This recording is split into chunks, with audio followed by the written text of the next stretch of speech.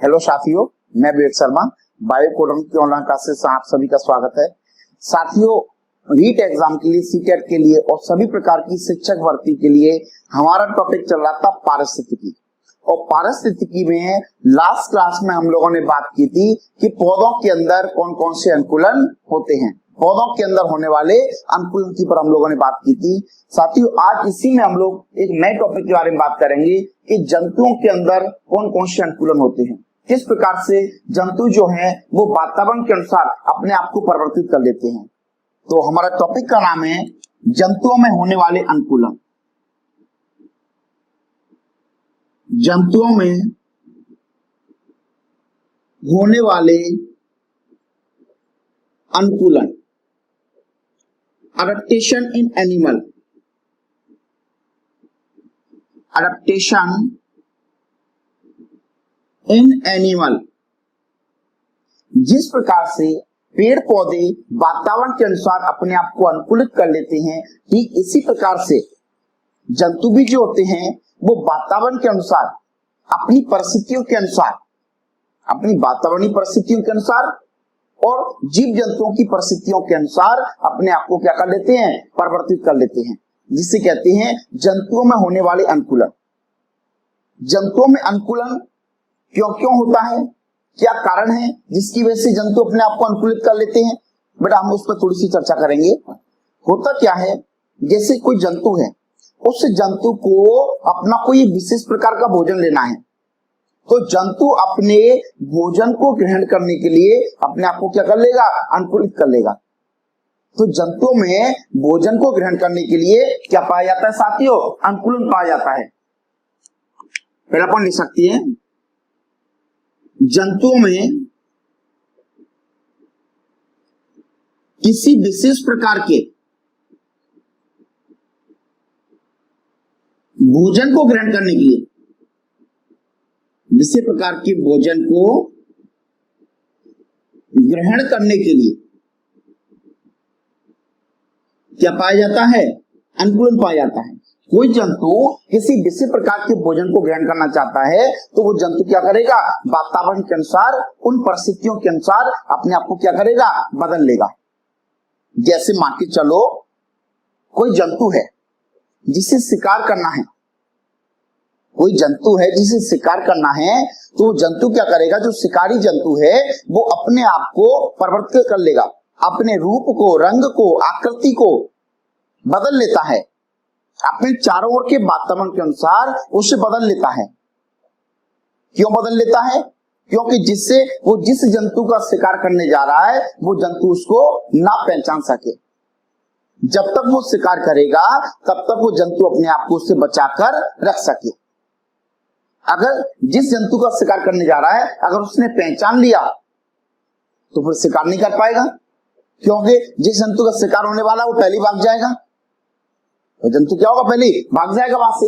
यानी जंतुओं ने क्या किया, अपने किसी विशेष प्रकार के भोजन को ग्रहण करने के लिए अपने आप को क्या कर लेते हैं, रूपांतरित कर लेते हैं। ठीक इसी प्रकार से क्या होता है, शत्रुओं से सुरक्षा के लिए, शत्रुओं से सुरक्षा के लिए, शत्रुओं से सुरक्षा के लिए जीव जंतुओं के अंदर क्या होता है, अनुकूलन होता है। अपने उचित आवास के लिए, उचित आवास के लिए जंतु में क्या होता है, उचित आवास के लिए जंतु में अनुकूलन होता है। जंतु क्या करते हैं, अपने आवास के अनुसार अपने शरीर के अंदर क्या कर लेते हैं, परिवर्तन कर लेते हैं। जिन जंतुओं को वृक्ष के ऊपर रहना है, घोंसले के अंदर रहना है, उन जंतुओं का शरीर उसी के अनुसार क्या होगा, रूपांतरित हो जाएगा।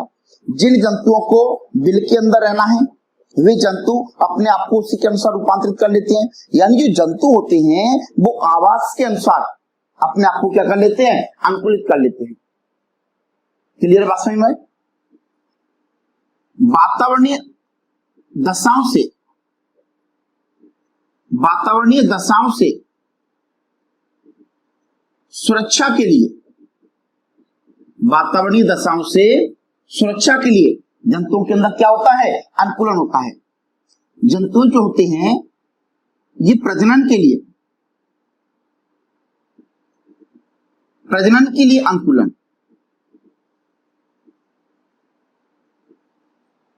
जंतु जो सीजनल ब्रीडर्स होते हैं, किसी जंतु को प्रजनन के लिए किसी विशेष स्थान की आवश्यकता है, जैसे जल की आवश्यकता है, तो उनका शरीर जल के अनुसार क्या होगा? अनुकूलित होगा। आपको एक शब्द मैंने और पढ़ाया था लास्ट क्लास में, जिसे हम लोग बोलते हैं माइग्रेशन। जंतु अपने आप को अपना क्या करते हैं? माइग्रेशन करते हैं अपने प्रजनन के लिए, अपनी सुरक्षा के लिए। ठीक इसी प्रकार से प्रजनन के लिए भी जंतुओं के अंदर क्या होता है? अनुकूलन होता है, जिससे कि वे अपना सही प्रकार से क्या कर सकें? अनुकूलन कर सकें। बात से हमारी की नहीं? जंतुओं के अंदर बहुत प्रकार के व्यावहारिक अनुकूलन होते हैं। बहुत सारे जंतु क्या होते हैं प्रजनन के लिए बहुत सारे जंतु व्यावहारिक अनुकूलन करते हैं। बात से हमारी अपनी सुरक्षा के लिए व्यावहारिक अनुकूलन करते हैं। व्यावहारिक अनुकूलन जो है ये कई प्रकार का है। व्यावहारिक अनुकूलन का मतलब है जंतु अपनी सुरक्षा के लिए व्यावहारिक अनुकूलन कर सकते हैं, जंतु अपने भोजन के लिए व्यावहारिक अनुकूलन कर सकते हैं, जंतु प्रजनन के लिए व्यावहारिक अनुकूलन कर सकते हैं। कुछ जंतु ऐसे हैं, कुछ पक्षी ऐसे हैं, नर पक्षी ऐसे हैं जो अपने शरीर के रंग को परिवर्तित कर लेते हैं और कुछ इस प्रकार का आकर्षक शरीर बनाते हैं जिससे कि जो दूसरे मादा जंतु हैं जो कि उनसे क्या हो सके? आकर्षित हो सके। यानी जो व्यवहारिक अनुकूलन है ये कई प्रकार का होता है। ये सुरक्षा के लिए भी हो सकता है, प्रजनन के लिए भी हो सकता है, भोजन के लिए भी हो सकता है और किसी अन्य दृष्टि से भी हो सकता है। बात से हमारी क्या नहीं? प्रजनन के लिए क्या है? कुछ पक्षी, नर पक्षी ऐसे हैं जो अपने शरीर का रंग बदल लेते हैं जिससे क्या होता है? दूसरे जो मादा पक्षी हैं वो इनकी ओर क्या हो सके? आकर्षित हो सके। कुछ जंतु ऐसे भी है जो अपनी सुरक्षा के लिए अपने शरीर का रंग बदल लेते हैं, जैसे एक डार्ट मेढक है, डार्ट फ्रॉग, एक डार्ट मेढक है। वो मेढक क्या करता है? अपनी सुरक्षा के लिए अपने शरीर के रंग बदल लेता है और अपने शरीर के रंगों से अपनी बनावट कुछ इस प्रकार की बनाता है कि दूसरे जो जंतु होते हैं, जो जीव होते हैं, वो इसके ऊपर अटैक नहीं करते, इसके ऊपर आक्रमण नहीं करते और ये अपनी क्या कर लेता है? सुरक्षा कर लेता है। जंतु में सुरक्षा के लिए छद्मावरण भी होता है, कैमोफ्लेज होता है। जैसे ग्रासहॉपर है, टिड्डा है। ग्रासहॉपर क्या करता है? अपनी सुरक्षा के लिए ये जिन पौधों के ऊपर बैठता है उसी रंग का हो जाता है। हरी पत्तियों के ऊपर अगर कोई टिड्डा बैठा है, ग्रासहॉपर बैठा है, तो हरे रंग का हो जाएगा। क्यों? उसने अपनी सुरक्षा कर ली, उसने अपने रंग को बदल दिया। जो शिकारी है अब उसको आसानी से नहीं पहचान पाएगा। उससे हम लोग क्या कहते हैं? छद्मावरण कहते हैं, कैमोफ्लेज कहते हैं। क्लियर? तीसरी बात, जंतुओं में गति करने के लिए, आवागमन के लिए भी क्या होता है? अनुकूलन। जैसे चमगादड़ के अंदर होता है इकोलोकेशन। इको के द्वारा वो एक स्थान से दूसरे स्थान पर क्या करते हैं? गति करते हैं। चमगादड़ है अपनी आंखों का उपयोग भोजन को पहचानने के लिए, वस्तुओं को पहचानने के लिए या अपने रास्ते के लिए, अपने आवागमन के लिए उसका यूज नहीं करते हैं। चमगादड़ किसका यूज करेंगे साथियों? चमगादड़ यूज करते हैं इकोलोकेशन का, इको का। चमगादड़ जो होती हैं ये विशेष साप्रती की ध्वनि निकालती हैं। उसी ध्वनि को क्या कहते हैं? इको कहते हैं। वो किसी माध्यम से, किसी स्थान से टकराकर तुरंत वापस आती है और उसके द्वारा चमगादड़ को आभास होता है कि कोई सामने जो रुकावट है या अवरोध है उससे कितनी दूरी पर है। उसी के अनुसार वो अपने मार्ग को क्या करते हैं? बदल लेते हैं। उससे हम लोग क्या कहते हैं? इकोलोकेशन कहते हैं।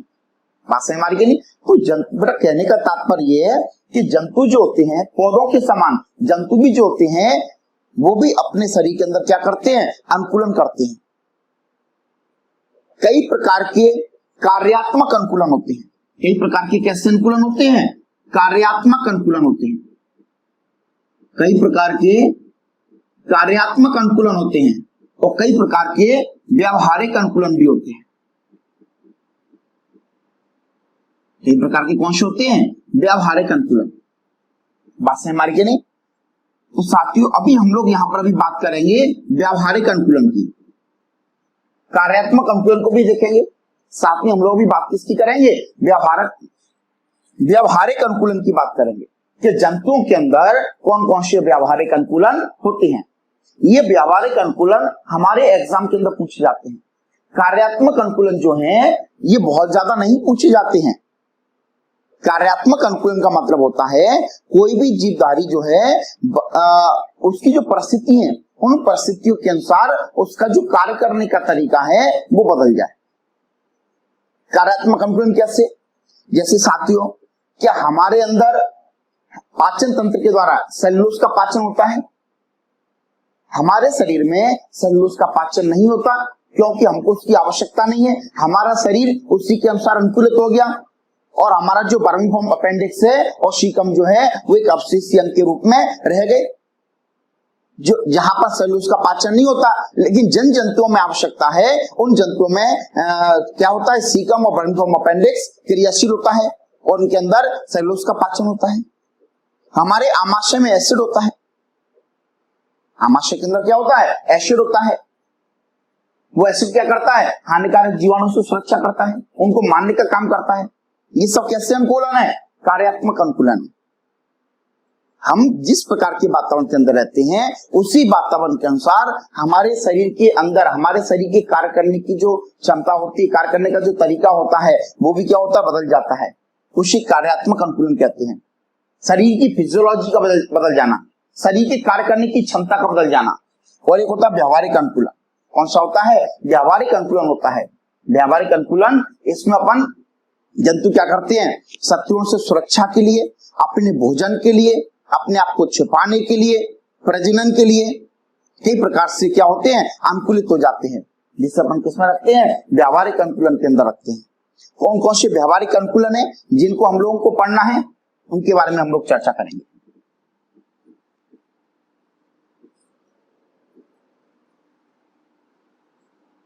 साथियों बहुत ही मजेदार टॉपिक है। कुछ विद्यार्थियों को लगता है कि सर ये टॉपिक बोरिंग है, इनमें से क्वेश्चन आते भी कि नहीं आते। अरे साथियों बहुत ही महत्वपूर्ण टॉपिक है। यहाँ से प्रश्नों को बड़ा ही घुमा घुमा करके बताया जाता है। और सीटेट के अगर आप पेपर उठा के देखोगे लास्ट ईयर के, तो आपको प्रश्न देखने को मिल जाएंगे। यहाँ से बहुत ही इंपोर्टेंट प्रश्न बनते हैं। हमारे पर्यावरण का जो सिलेबस है बेटा, उसमें कुछ टॉपिक ऐसे हैं जो बहुत ही बेसिक है, जैसे घर, परिवार, समाज। इनमें आपको ज्यादा परेशान नहीं होना पड़ेगा। ये टॉपिक आसानी से आप लोग कवर कर लेंगे, मैं आपको कवर करवा दूंगा। लेकिन ये जो टॉपिक है इकोलॉजी के, इकोसिस्टम के, एनवायरमेंटल पॉल्यूशन के, फूड एंड डिसीज के, इन टॉपिक से बहुत ही अच्छे प्रश्न पूछे जाते हैं और इन टॉपिकों को अच्छे से पढ़ना बहुत जरूरी है। तो साथ ही हम लोग देखेंगे कि कौन कौन सी व्यावहारिक अनुकूलन है। लिख देता हूं मैं, जंतुओं में होने वाले व्यावहारिक अनुकूलन। जंतुओं में कौन कौन से व्यावहारिक अनुकूलन होंगे साथियों? पहला है ग्रीष्म निष्क्रियता। कौन सा है साथियों? ग्रीष्म निष्क्रियता। दूसरा है शीत निष्क्रियता। ग्रीष्म निष्क्रियता, शीत निष्क्रियता, अनुहरण,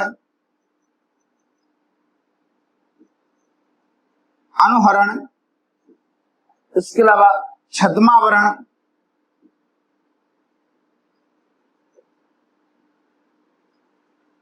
कौन सा है साथियों? छद्मावरण, प्रवासन,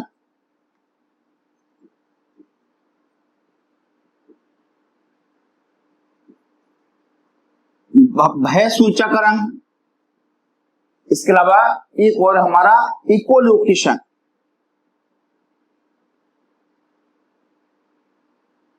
इकोलोकेशन साथियों ये कुछ विशिष्ट प्रकार के व्यवहारिक अनुकूलन है जिनके बारे में हमको एक एक से आज चर्चा करनी है। इन सभी के बारे में प्रश्न पूछे जाते हैं, बहुत ही अच्छे प्रश्न आते हैं। और ध्यान रखना कि उन प्रश्नों को वही विद्यार्थी बना पाएंगे जो इनको पढ़ लेंगे। जो थोड़ा सा अलग वैरायटी के प्रश्न आते हैं जो कि हमको अन्य विद्यार्थियों से अलग करते हैं, यही वे प्रश्न होते हैं जो कि हमको अन्य विद्यार्थियों से अलग करते हैं।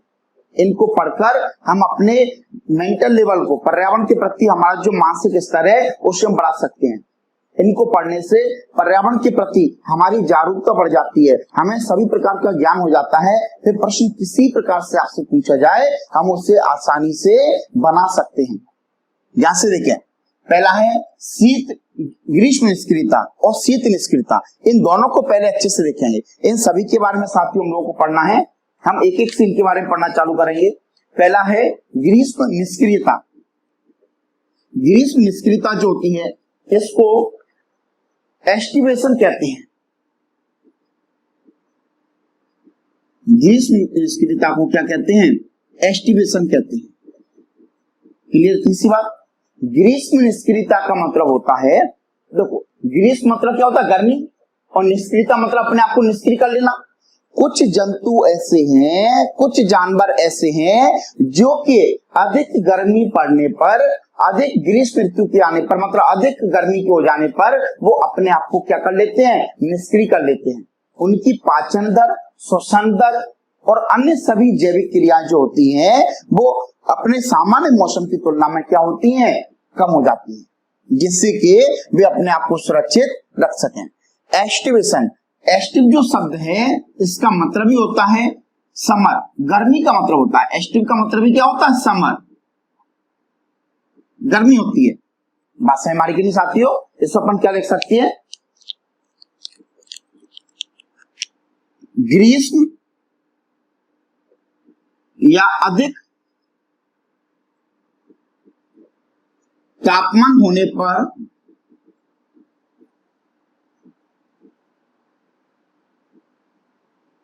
जंतुओं का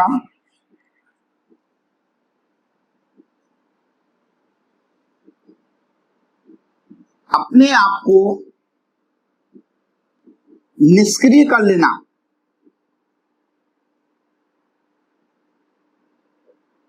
बात समझ हमारी साथियों। ग्रीष्म या अधिक तापमान होने पर जंतुओं का अपने आप को कुछ समय के लिए, अपने आप को एक शब्द और जोड़ देते हैं क्योंकि परमानेंट तो होता नहीं है, कुछ समय के लिए, कुछ समय के लिए निष्क्रिय कर लेना, उसी को क्या कहते हैं? कॉमा लिख देते हैं, ग्रीष्म निष्क्रियता कहलाती है। ग्रीष्म निष्क्रियता कहलाती है। बहुत ही मजेदार टॉपिक है, बहुत ही मजेदार टॉपिक है। एस्टिवेशन मतलब बहुत ही इंपॉर्टेंट है। ग्रीष्म या अधिक तापमान के होने पर जंतुओं का कुछ समय के लिए अपने आप को निष्क्रिय कर लेना, उसे अपन क्या कहते हैं? ग्रीष्म निष्क्रियता कहते हैं। ऐसा होता किसमें है ये अपन को ध्यान रखना है साथियों, ध्यान रखना है। हमारे जो दक्षिण पूर्वी मरुस्थल है, हमारे जो दक्षिण पूर्वी मरुस्थल है, वहां पर दक्षिण पूर्वी मरुस्थल में जो भूगिलहरी होती है, कौन होती है? भूगिलहरी। उसके अंदर इस प्रकार का अनुकूलन हमको देखने को मिलेगा। दक्षिण पूर्वी हमारे जो मरुस्थल हैं वहां पर जो भूगिलहरी होती है उनके अंदर इस तरह का अनुकूलन देखने को मिलता है। भूगिलहरी का मतलब होता है जब गर्मी अधिक होती है तो ये जो गिलहरी होती हैं ये अपने आप को मिट्टी के अंदर छुपा लेती हैं। जो कुछ बिल बने होते हैं, जो कुछ ठंडे एरिया हैं, वहां पर अपने आप को जाकर के छुपा लेती हैं। और कब तक के लिए? जब तक गर्मी अधिक है। जैसी गर्मी कम होगी ये वहां से निकल करके बाहर आ जाती हैं। तो इससे अपन क्या कहते हैं? दक्षिण पूर्वी मरुस्थल के अंदर भूगिलहरी के अंदर होने वाला अनुकूलन कहते हैं। बात है हमारी के नहीं साथियों। दूसरा एग्जांपल हम याद रखेंगे, गर्मियों में मेढक, गर्मियों में मेढक अपने आप को क्या करते हैं? ठंडे व मेढक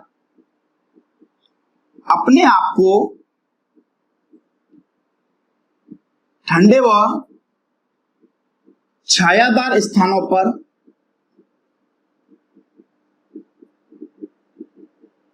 ले जाते हैं। ये बहुत ही महत्वपूर्ण एग्जाम्पल है, दोनों ही एग्जाम्पल बहुत महत्वपूर्ण है। गर्मियों के अंदर मेढक क्या करता है, अपने आप को ठंडे व छायादार स्थानों पर ले जाता है। इसे अपन क्या कहते हैं, ग्रीष्म निष्क्रियता कहते हैं। साथ ही जब गर्मी ज्यादा होती है तो हम भी तो अपने आप को बचाने का प्रयास करते हैं। गर्मी अधिक होने पर हम भी तो नम एवं छायादार स्थानों पर जाने का प्रयास करते हैं। ठीक इसी प्रकार से जंतुओं के अंदर भी क्या है, अनुकूलन है। वो भी अपने आप को नम एवं छायादार स्थानों पर ले जाने का प्रयास करते हैं। वो उन्हीं बिल के अंदर रहेंगे। बात समझ मारी नहीं। मेढक भी जो है वो नम और छायादार स्थानों पर चला जाएगा, जो उसको स्थान मिल जाएगा वहां पर चला जाएगा। और जब ये ग्रीष्म निष्क्रियता होती है या शीत निष्क्रियता होती है, वो जीव अपनी जो कार्य की है, अपनी जो कार्य करने की क्षमता है, जैसे श्वसन की दर है, ऊर्जा का उत्पादन है, पाचन क्रिया है, इन सभी क्रियाओं की दर को कम कर लेते हैं, जिससे कि वो अपने आप को बचाकर रख सकें, अपने आप को बचाकर रख सकें। इसी को हम लोग कहते हैं ग्रीष्म निष्क्रियता। और दूसरी हम लोग बात करेंगे साथियों शीत निष्क्रियता के बारे में। किसके बारे में बात करेंगे, शीत निष्क्रियता के बारे में। शीत निष्क्रियता, शीत निष्क्रियता को इंग्लिश में बोला जाता है हाइबरनेशन। शीत निष्क्रियता को क्या बोला जाता है, हाइबरनेशन कहते हैं। यानी कुछ जंतु ऐसे होते हैं जो कि अधिक सर्दी पड़ने पर, अधिक ठंड होने पर वो अपने आप को क्या कर लेते हैं, निष्क्रिय कर लेते हैं। कुछ समय के लिए अपने आप को क्या कर लेते हैं, निष्क्रिय कर लेते हैं। तो साथियों लिखेंगे अपन, कैसे लिखेंगे, जिससे क्या आप लोगों को आसानी रहेगी। कुछ जंतु अधिक ठंड होने पर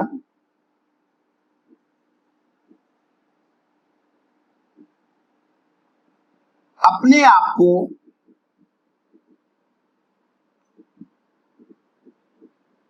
कुछ समय के लिए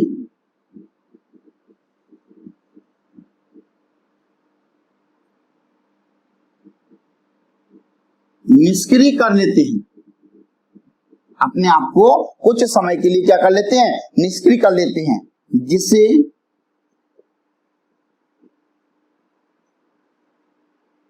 शीत निष्क्रियता कहते हैं। जिसे क्या कहते हैं, शीत निष्क्रियता कहते हैं। या इसी का एक नाम और है शीत निद्रा, विंटर स्लीप। इसी को क्या कहते हैं, विंटर स्लीप कहते हैं।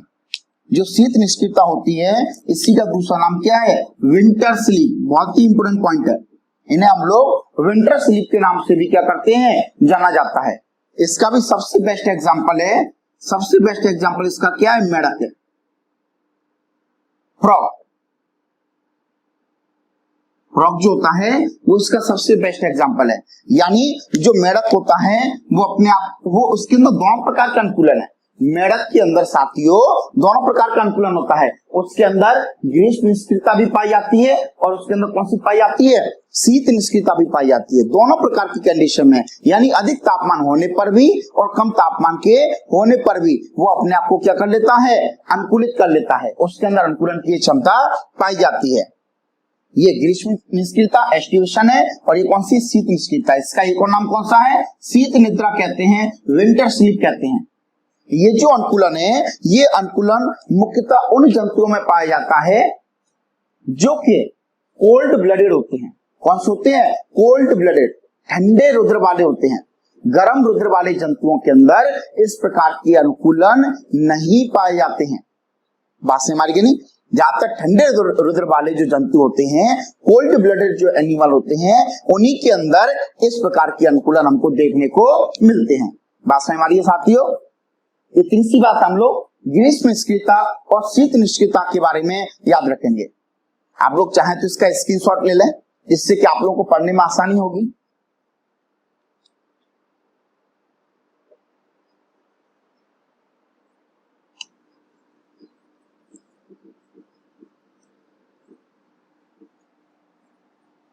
साथियों, अब इसके अलावा हम एक नए अनुकूलन की बात करेंगे जिसका नाम है अनुहरण।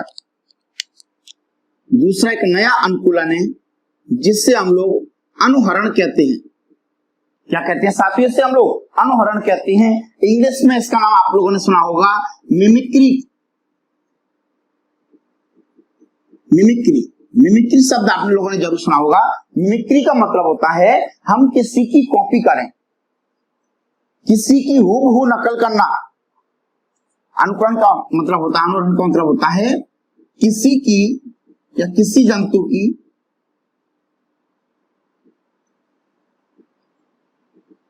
किसी जीव की हूबहू नकल करना। किसी भी जंतु की हूबहू क्या करना? उसकी नकल करना, उसकी सेम टू कॉपी करना। उसी को अपन क्या कहते हैं? उसी को कहते हैं मिमिक्री करना, अनुहरण। जैसे जनरली आप लोग मिमिक्री कर लेते हैं। कोई व्यक्ति है किसी दूसरे की व्यक्ति की आवाज निकाल लेता है। कोई व्यक्ति मान के चलो अमिताभ बच्चन की आवाज निकाल लेता है, ऋतिक रोशन की आवाज निकाल लेता है, अजय देवगन की आवाज निकाल लेता है। कुछ ऐसे भी होते हैं जो कि किसी फीमेल की आवाज निकाल लेते हैं। यानी ये क्या है? ये मिमिक्री है। हम उन्हीं की टू कॉपी कर रहे हैं, उन्हीं की क्या करते हैं? टू कॉपी करते हैं। उसी को क्या कहते हैं? अनुहरण कहते हैं, मिमिक्री कहा जाता है। ये मिमिक्री जंतु क्यों करते हैं? जंतुओं के अंदर जो मिमिक्री होती है ये या तो अपने भोजन को लेने के लिए होती है या किसी शत्रु से अपनी सुरक्षा के लिए होती है। मिमिक्री जो है, इसके अलावा हम लोग बात करेंगे अभी आगे कैमोफ्लेज की, छद्मावरण की बात करेंगे। छद्मावरण और जो मिमिक्री है वो एक दूसरे से मिलता जुलता है। जैसे गिरगिट है, गिरगिट अपना रंग बदलता है, वो मिमिक्री में नहीं है, वो किसमें आता है? छद्मावरण के अंदर। यानी छद्म मतलब झूठा आवरण बना लिया। कुछ समय के लिए उस जंतु ने क्या किया? अपना एक झूठा आवरण बना लिया अपने आप को छिपाने के लिए, अपनी सुरक्षा के लिए। वो छद्मावरण है। और ये कौन सा है? मिमिक्री है। मिमिक्री में और छद्मावरण के अंदर जिससे अंतर होता है, जो छद्मावरण होता है वो एक सामान्य प्रकार का अनुकूलन है। छद्मावरण जो होता है वो कैसा अनुकूलन है? सामान्य प्रकार का अनुकूलन है। और जो अपना अनुहरण होता है मिमिक्री, एक विशिष्ट प्रकार का अनुकूलन है। तो साथियों मैं लिख सकता हूं यह एक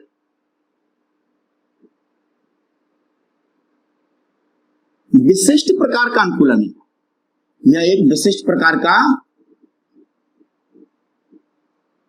अनुकूलन है। इस बात को ध्यान रखना।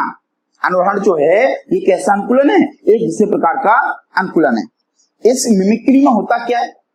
इस मिमिक्री में क्या होता है? कोई एक जंतु दूसरे जंतु की क्या करता है? कॉपी करता है, उसकी नकल करता है। एक जंतु दूसरे जंतु की क्या करता है? कॉपी करता है। क्यों करता है? जिससे कि कोई तीसरा जंतु जो है वो उस पहले जंतु को ना पहचान सके, वो कंफ्यूज हो जाए और पहला जो जंतु है वो अपने शिकार से बच जाए। बात समझ में आ गई? एक आप फिर से समझिए। मिमिक्री में क्या होता है, अनुकरण में क्या होगा कि कोई एक जंतु है वो दूसरे जंतु के समान अपनी कॉपी करता है, वो उसको फॉलो करेगा। बात समझ में आ रही है? जिससे क्या होगा, जो तीसरा जंतु जो अटैक करने वाला था, अब वो तीसरा जंतु क्या होगा? उस पहले जंतु को पहचान नहीं पाएगा। उससे दोनों जंतु एक जैसे दिखाई देंगे और जिस जंतु के ऊपर वो शिकार करना चाह रहा था अब वो उसे नहीं पहचान पाएगा, जिससे पहले जंतु की क्या हो जाएगी? सुरक्षा हो जाती है। इसी को हम लोग क्या कहते हैं? अनुहरण कहा जाता है, मिमिक्री कहते हैं। और ध्यान रखना, जो जंतु किसी दूसरे जंतु के समान अपने आप को बदलता है, जो जंतु दूसरे जंतु के समान अपने आप को बदलता है, मतलब जो अनुकरण करता है, क्या करता है? अनुकरण। उससे हम लोग क्या कहते हैं? मिमिक कहा जाता है। मिमिक क्या कहते हैं? उससे हम लोग मिमिक कहा जाता है। क्लियर? तीसरी बात, अनुकरण करने वाला। अनुकरण करने वाला उसे हम लोग क्या कहते हैं? मिमिक कहते हैं। और जिसके समान करता है उसे क्या कहा जाता है? मॉडल। उसे क्या कहा जाता है? मॉडल कहा जाता है। जिसके समान करते हैं उसे क्या कहते हैं? समानता, जिससे समानता दर्शाई जाती है, जिससे समानता दर्शाते हैं उसे क्या कहते हैं? मॉडल। अनुकरण करने वाला मिमिक, और जिससे समानता दर्शाते हैं उसे क्या कहा जाता है? उसे मॉडल कहा जाता है। इस बात को ध्यान रखना, इस बात को साथियों ध्यान रखना है। तो अनुकरण के अंदर अपन थोड़ा सा समझ सकते हैं साथियों, क्या लिख सकते हैं अपन? एक जंतु का दूसरे जंतु के सदृश दिखाई देना, जिससे तीसरा जंतु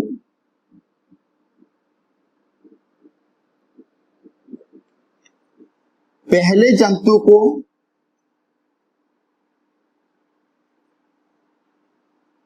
पहचानने में भूल कर जाता है। एक जंतु का दूसरे जंतु के सदृश क्या होना? दिखाई देना, जिसके द्वारा क्या होता है? तीसरे जंतु द्वारा प्रथम जंतु को पहचानने में भूल कर जाता है, या अपन ये भी कह सकते हैं गलती कर जाता है, जिससे प्रथम जंतु क्या होता है? बच जाता है, जिससे प्रथम जंतु बच जाता है। उसे हम लोग क्या कहते हैं? अनुहरण कहते हैं, मिमिक्री कहा जाता है। साथियों बात समझ मारी के नहीं? अनुहरण का मतलब क्या होता है? किसी एक जंतु के द्वारा दूसरे जंतु की कॉपी करना, जिससे तीसरा जंतु उस पहले जंतु को ना पहचान सके, जिससे वो पहला जो जंतु है वो क्या होता है? बच जाता है। साथ बात समझ मारी है?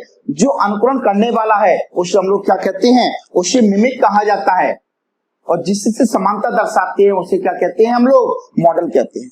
उसे हम लोग क्या कहते हैं साथियों? मॉडल कहा जाता है। ये जो मिमिक्री है ये भी दो प्रकार की होती है। एक होती है बटेशियन मिमिक्री, बटेशियन अनुहरण कह सकते हैं, बटेशियन अनुहरण, और दूसरा होता है मुलेरियन।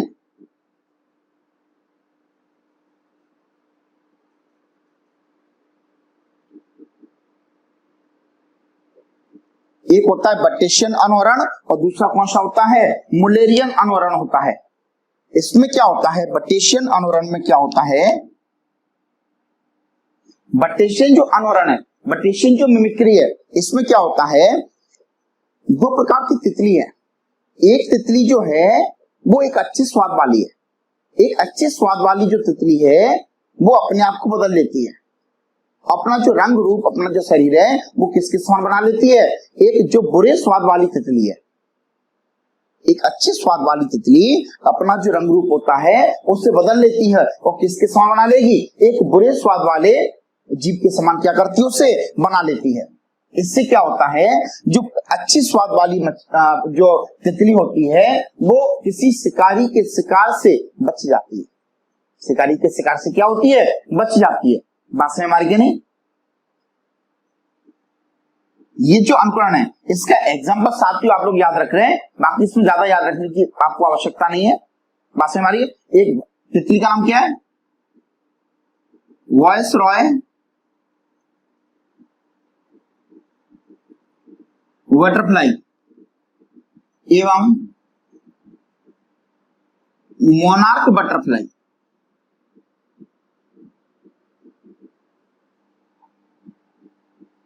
ये मानते हैं। ये एग्जांपल अपन को कहां देखने को मिलेगा? वॉइस रॉय बटरफ्लाई और मोनार्क बटरफ्लाई, इन दोनों के अंदर हमको देखने को मिलेगा। जो वॉइस रॉय बटरफ्लाई है ये अच्छे स्वाद वाली है। कैसी है? अच्छे स्वाद वाली। और जो मोनार्क बटरफ्लाई है ये बुरे स्वाद वाली है। बात है हमारी साथियों। तो बटेशियन मिमिक्री हमको किसमें देखने को मिलेगी? एक अच्छे स्वाद वाली और एक बुरे स्वाद वाली। मतलब ये अपनी सुरक्षा नहीं कर सकती, ये अपनी सुरक्षा करने में क्या होती है? असमर्थ होती है। और ये कैसी है? बुरे स्वाद वाली है। बात है हमारी साथियों। तो बटेशियन मिमिक्री। दूसरी कौन सी होती है? Mullerian mimicry. मुलेरियन मिमिक्री जो है ये हमको कहां देखने को मिलेगी? ये हमको देखने को मिलती है क्वीन बटरफ्लाई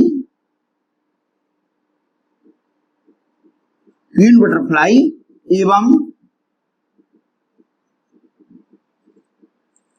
मोनार्क बटरफ्लाई, इन दोनों के अंदर हमको कौन सा देखने को मिलेगा? हमको मुलेरियन मिमिक्री देखने को मिलती है। तो साथियों, ये हमने पूरा मिमिक्री की बात की। इससे ज्यादा बड़ा प्रश्न आपके एग्जाम में नहीं पूछा जाएगा। अगर इतनी सी बात को आप लोग याद कर लेंगे तो मिमिक्री से संबंधित अगर कोई भी प्रश्न आपका आएगा तो आप लोग उससे आसानी से बना सकते हैं। इसलिए इसको अच्छे से ध्यान से पढ़ना है। इसका आप लोग स्क्रीनशॉट ले लें जिससे कि आप लोग को पढ़ने में आसानी होगी। इसके अलावा हम लोग बात करेंगे छद्मावरण की।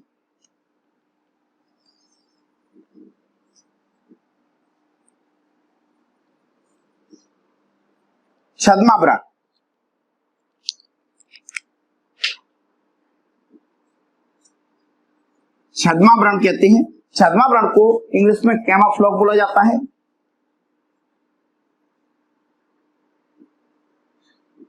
कैमोफ्लेज कहते हैं छद्मावरण। छद्मावरण का मतलब होता है छद्म आवरण। नाम से क्लियर है, छद्म आवरण मतलब कोई भी जंतु है वो कुछ समय के लिए अपने आप को क्या कर लेता है? रूपांतरित कर लेता है, अपने आप को बदल लेता है। ये जो अनुकूलन है ये मुख्यतः अनुकूलन किसके लिए होता है? ये अपनी सुरक्षा के लिए होता है। जंतु अपनी सुरक्षा के लिए इस प्रकार का क्या करते हैं? अनुकूलन करते हैं, जिससे हम लोग क्या कहते हैं? छद्मावरण कहते हैं। क्या कहते हैं? इसे हम लोग छद्मावरण कहते हैं। जैसे आपने देखा होगा इस हमारी प्रकृति के अंदर जितने भी जीव जंतु हैं, चाहे वो शेर हो, चाहे हाथी हो, चाहे तेंदुआ हो, चाहे छिपकली हो, चाहे मनुष्य क्यों ना हो, इस प्रकृति के अंदर जितने भी जीव जंतु होते हैं वो जीव जंतु अपने आसपास के वातावरण के अनुसार अपने शरीर के रंग रूप आकृति को बनाकर रखते हैं।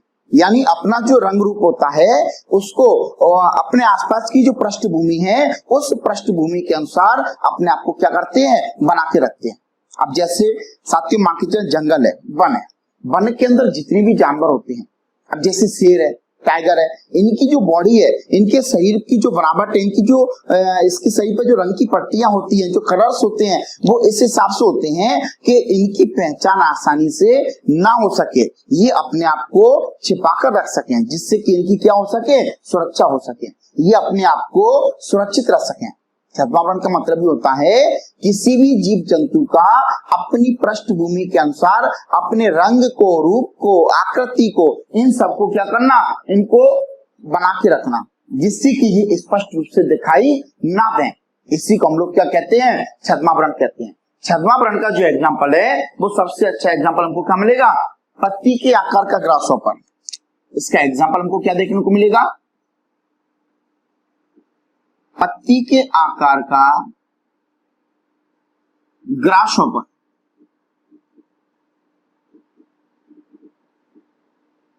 पत्ती के आकार का हमको क्या देखने को मिलेगा? ग्रासहॉपर देखने को मिलेगा।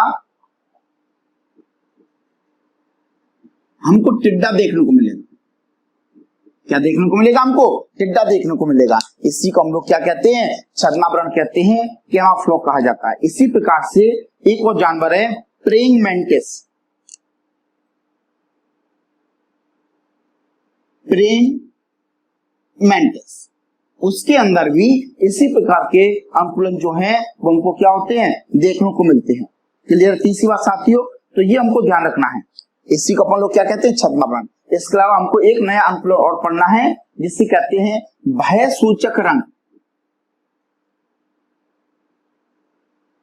भय सूचक रंग कहते हैं, कलरेशन कहते हैं। क्या कहते हैं इसे हम लोग? कलरेशन कहते हैं या वार्निंग कलरेशन कहते हैं। वार्निंग कलरेशन कहते हैं। साथ ही द्वारा से लिख देते हैं, वार्निंग कलरेशन कहते हैं। भयसूचक रंग यानी कुछ जंतु क्या होते हैं वो अपने शरीर का रंग अपने शरीर का जो रंग है वो इस प्रकार का बना लेते हैं जिससे कि दूसरा जो जंतु है वो उसको आसानी से ना पहचान सके। इसका सबसे बेस्ट एग्जांपल हमको देखने को मिलेगा, अभी मैंने आपको बताया भी था, डार्ट मेढक। डार्ट जो फ्रॉग है वो अपने शरीर का जो कलर है वो चेंज कर लेता है, कुछ इस प्रकार का बना लेता है कि जिससे जो शिकारी है वो ये भय कर जाता है, वो डर जाता है कि क्या मैं जिसका शिकार करने जा रहा हूं क्या ये वही जानवर है, क्या वही एनिमल है। इससे वो जो जंतु है वो शिकार होने से बच जाता है। साथियों, आप लोग अपने नेट पर सर्च करके देखें कि डार्ट फ्रॉग जो होते हैं ये किस किस कलर के होते हैं, किस तरह के हमको देखने को मिलेंगे। आप लोग अपने नेट पर इसको भी सर्च करके देखें, इसको देखें कि हमको कैसे कैसे रंग का दिखाई मिलेगा। ये वार्निंग कंडीशन है जो कि अपनी अपनी क्या कर लेगा, अपनी सुरक्षा कर लेगा। इसके अलावा एक पॉइंट आपको और बताया था मैंने, इकोलोकेशन। इकोलोकेशन के बारे में, इकोलोकेशन, इकोलोकेशन जो है ये मेनली हमको किसमें देखने को मिलेगा, ये हमको देखने को मिलता है बैट में, यानी चमगादड़ के अंदर हमको देखने को मिलेगा। चमगादड़ के अंदर हमको क्या देखने को मिलेगा, हमको इकोलोकेशन देखने को मिलेगा। इकोलोकेशन का मतलब है, मैंने आपको बताया था कि जैसे चमगादड़ जो है, चमगादड़ अपने नेत्रों का उपयोग भोजन को देखने के लिए और अपने आवागमन के लिए नहीं करती है, अपने भोजन की तलाश में जाने के लिए, भोजन को पहचानने के लिए और अपने आवागमन के लिए नहीं करती है। ये चमगादड़ क्या करती है, एक विशेष आवृत्ति की ध्वनि तरंगों को निकालती है जिन्हें हम लोग इको कहते हैं। ये जो इको है जब ये किसी अवरोध से, किसी रुकावट से टकराती है तो वहां से यही ध्वनि प्राप्त होकर के फिर से वापस आती है, जिसके द्वारा ये जो चमगादड़ होती है वो अपनी क्या कर सकती है, अपने रास्ते को बदल सकती है, अपनी सुरक्षा कर सकती है। जिससे हम लोग क्या कहते हैं, इकोलोकेशन को कहते हैं। तो साथियों, ये हमने जो पढ़े हैं ये जंतुओं के अंदर होने वाले अनुकूलन है जो कि बहुत ही महत्वपूर्ण है। यहाँ से सभी प्रकार की प्रतियोगी परीक्षाओं में एवं हमारे जो शिक्षक भर्ती परीक्षा है यहाँ पर बहुत ही महत्वपूर्ण प्रश्न पूछे जाते हैं। तो इतनी सी बात को साथियों आप लोग अच्छे से पढ़ के रखें। साथियों, आपको बहुत ही जल्दी हमारे बायो कोड ऑनलाइन क्लासेस के टेलीग्राम चैनल के माध्यम से आपको नोट्स भी प्रोवाइड कर दी जाएंगे। साथियों, कल आपके लिए टेस्ट सीरीज की एक वीडियो लेकर के आएंगे। अभी तक जो हमने पढ़ा है उसके कुछ महत्वपूर्ण प्रश्नों का एक टेस्ट सीरीज बनाकर के आपके सामने लेकर के आएंगे, जिससे कि आप लोगों का सही से रिवीजन हो सके। जो चीज आपको पढ़ाई जा रही है उन्हें आप ध्यान से पढ़ें और गारंटी है सिलेक्शन लेकर के रहेंगे। हम लोगों को पीछे नहीं रहना है, रुकना नहीं है, सिलेक्शन लेकर के रहना है। इस बार शिक्षक हम लोग बनकर रहेंगे। ठीक है साथियों, धन्यवाद।